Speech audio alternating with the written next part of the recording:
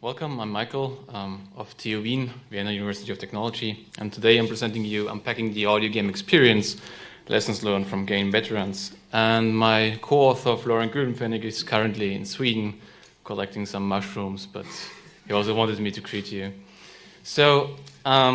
I had a very short talk yesterday for the interactivity, so I don't ask the question again, who of you knows audio games, so we'll just skip to the definition the audiogame.net community provides. So audiogames.net, audio games as opposed to video games or computer games whose main output is sound rather than graphics.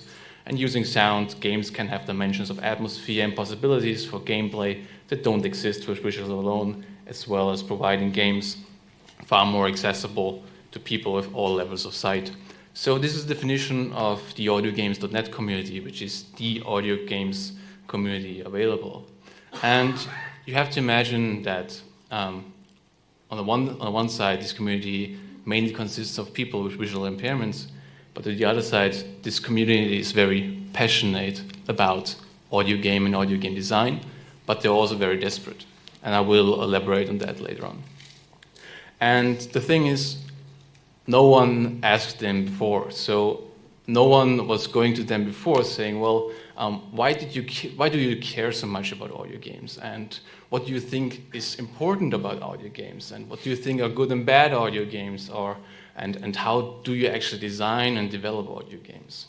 So what we did is we wanted to gain an in-depth understanding of the audio game experience and challenges in designing such games. And from an epistemological perspective, of all the constructivist grounded theory approach after Chalmers to understand how these expert users experience and design audio games. And with these methods, which gave a rise number of concepts and categories, we together capture our theory. So we interviewed 7 members of the audiogames.net community who are visually impaired and male over Skype. We had 2 iterations, so it was in total 14 interviews. Each lasting from 20 to 135 minutes. So I will now go through the theory we created, grounded in the data we collected. So at its core, there is this audio game experience. So it's the overall system that accounted for the participants' experience of audio games. And this is actually what audio games mean to the people who have audio games as part of their lives. And I will also show you some quotes during the presentation.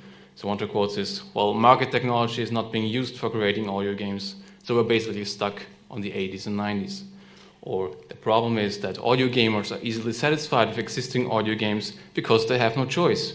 There aren't that much titles available, and many of them never experienced real mainstream gaming. Another quote, I've seen people here in the forum writing that Super Egg Hunt was one of the best audio games ever made. Not that there is not quality in this game, but seriously, we're talking about a game where the goal is to collect eggs without getting caught by a chicken. So even though this sounds a bit negative, they're very passionate about creating and they really want to drive this genre and make it better as it is. Another category that we found in our theory is creativity. So they are all non-professionals, but they love to contribute to the community, so they love to write plots, they do coding, they do voice acting, they make music. And for example, one quote is, I'm an actor and a writer, and I'm dealing with plot all the time. I wish to see plots in the games I play. So the second category is play, which is also very, very strong related to the audio game experience. So the short answer is to why I play audio games is because I can't play mainstream games, and I'm a kind of a gamer at heart. And as I say, the only real options available to me are audio games. I don't have anyone to sit here and read the Final Fantasy script to me and do all the button inputs. So the third category, which is very, very tightly related to audio game experience, is social exchange. So this was a very important motivation for the participants in playing audio games, but also engaging in developing and designing. And of course, gaming and developing or designing can bring people with various backgrounds together if the software is accessible or when the people and friends can support each other and remove barriers. So this is also a very interesting quote. We went to a friend's house and the whole plan was to just play FIFA. They handed me a controller and they described their moves and they told me what to press. And it was real nice because it was really exciting. I was like, I'm gonna make a goal. And then they were cheering, and my friends were like, well, it's better if we let Justin play and we tell him what to do. It's like more exciting than playing myself. So these inner categories have also some kind of outer bounds that influence how the participant experience audio games and their design, but are not that strongly related. So one of the categories is accessibility. Of course, as I mentioned before, people from the community are mainly visually impaired or blind, and what they do is they mostly come from a mainstream road. Really want to engage with games, so they develop workarounds to still play video games. And also during all these interviews, they were referencing to video games all the time. So also a quote, "And then suddenly, mid-90s bang, everything went 3D, and both my spatial abilities with being able to see what's on the screen and the complexity of the images themselves got to be way too much for my level of sight to cope with." And another point of reference here is there are a lot of audio games that have a blind character as protagonist, but the community also says, well, can we just have a game with somebody who happens to be with somebody who happens to be blind who does something else, so that not being blind is a special thing, but I will show you later there's a very clever design strategy to design such a game without having a blind protagonist. So another category is meta tools. So there are tools available to create audio games, but they also say, well, you don't have to reinvent the wheel. So none of the major game companies have produced an audio game, but another problem is that the game development tools to create audio games are not the same as that are available for developers with the same amount of resources to create graphical games. And what they also do is they reuse sounds again and again, so you can find the same sounds in many audio games. And they really want also to have some kind of design patterns. A third category is aesthetics. And one of the quotes is, well, some people who are making audio games haven't had the experience of very basic elements of physics in a mainstream game. I mean, things like Super Mario. Mario's walking speed is not constant. Or, for example, most of the audio games that exist are not that appealing because they're very simplistic, like, well, press a button if the sound is in the center. And they also say, well, there is this one audio game I played, which is called Manamon. It's more like a Pokemon ripoff, and I played the first level, and I was kind of shocked because there were so many sounds looping all the time. So there was, for example, a door shutting, was like, and I was like, well, is this the best strategy to sonify an object? And they were like, well, I really don't know, honestly, if you can find a better solution for that. So these categories also are influenced by the other categories, but we'll go to the next board around it. And there is the availability. So the choices, the audio games that people can select from is very limited. So in the audio game scene, we have so few things to pick from in each genre that you play a game sometimes even if it really doesn't have any replayability just because you need to scratch that itch. And we also have the category named innovation, which says, well, I've gotten used to there not really being all that much innovation going on, and the last 30 games that I've played feel all pretty much the same. There's nothing new to them. These also influence them. And then we have the very outer border saying, well, we have the broad appeal, which is how audio games can be made appealing to people from outside the community. And there they say, well, usually when you get sighted people who come to audio games, they tend to have come the root of audio dramas rather than gamers. And which is also very, very sad. It's like audio games are not perceived as, hey, I can play this game, this is really interesting. It's perceived as, wow, I don't have any graphics, right? So, and this is this clever design strategy I mentioned before. So they say, well, there is a game with a dog, and it tries to attract both audiences. You're playing a dog, and dogs, they can't see very well compared to how they can hear. This is an intelligent way to put a game to the mainstream market without appealing something like I'm doing a game for the blind, please help me buying the thing. No, you're controlling a dog and a dog can't see very well, so you're relying on sound. So good luck, this is my game.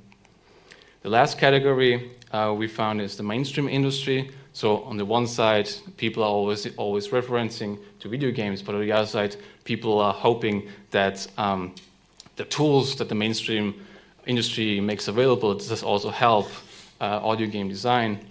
And there's a very, very last quote saying, well, I don't know, it's really hard to compare audio games to anything because they can only really be compared to themselves.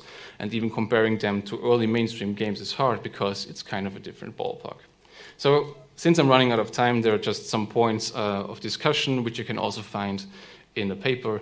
But I want to close this presentation with this quote. So the best way to get players with disabilities to play your game is to get them to help you make it. Thank you.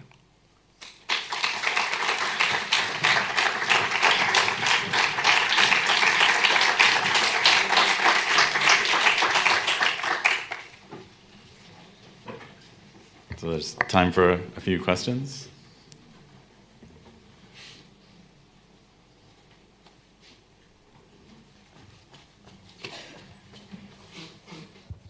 Hi, I'm Danielle Wild, University of Southern Denmark.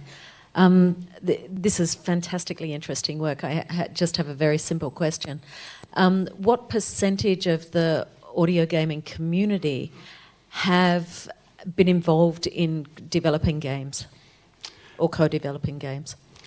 That's a very good question, thank you. You can imagine, so there are about 140,000 people registered in the forum, and the forum is available since 2002. But there is one strong core who really thrives all the discussions and is really engaged in designing and creating games. So there are people that are just lurking and looking for tips or hints or something, but there are not that many people really engaging in creating and designing, unfortunately, because on the one hand, they don't have the skills. So, for example, coding skills or game design skills, sound design skills. And on the other hand, they also don't have that much time because they can't make it professional.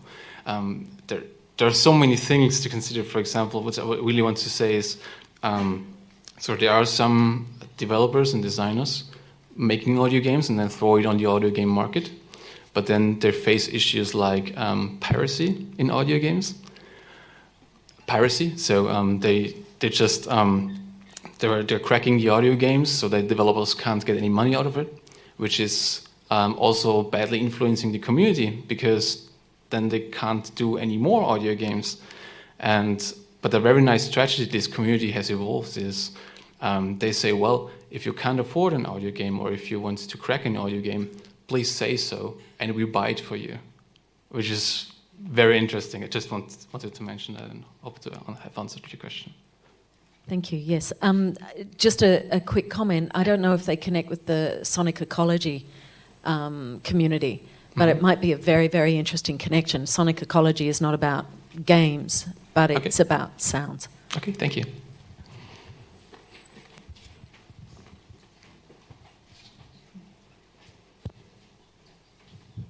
Hello, Robbie van Delden from the University of Twente.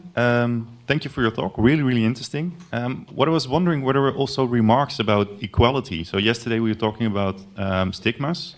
Were you also saying something about playing with other people on the same level? So you mean, what do you mean with playing on the same level? So if you play an audio game, then the blind person is actually in favor. And the other way around, of course, if you play something with visuals and visuals, the blind person is disfavored. Is there anything they were talking about this balance of how they play a game with someone else and who is in favor or not? Yeah, they clearly state, well, if they play with people who are sighted, if they play together an audio game, people without visual impairments easily lose the interest because they can't see anything, so and they're not used to it. But there is, or we suggest that if you, for example, design an audio game, you should consider doing some graphics on at some kind of cherry on the top of the cake, so that if people who don't have visual impairments don't lose that interest that easily. I hope this answers your question.